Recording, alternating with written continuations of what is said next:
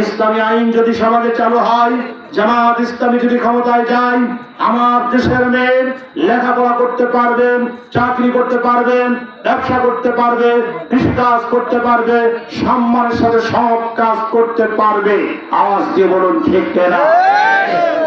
এক শ্রেণীর লোকেরা বলে বা জামাত ইসলামী যদি ক্ষমতায় যায়, আল্লাহর আইন যদি সমাজে চালু হয়, তাহলে এই দেশে চোরের হাত কেটে দেবে। সুতরাং এত কঠিন আইন, এটা কি সম্ভব? এই জন্যই তো আমরা জামাত ইসলামীকে ক্ষমতায় নিতে চাই না, যেহেতু চোরের হাত কেটে দেবে।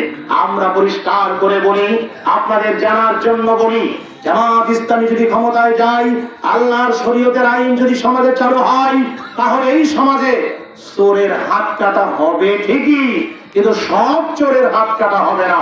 ক্ষুধার যন্ত্রণায় বেগুন চুরি করেছে, হাত কাটা হবে না। ক্ষুধার যন্ত্রণায় পাউরুটি চুরি করে খেয়েছে, হাত কাটা হবে না। ক্ষুধার যন্ত্রণায় বিস্কুট চুরি করেছে, হাত কাটা হবে না।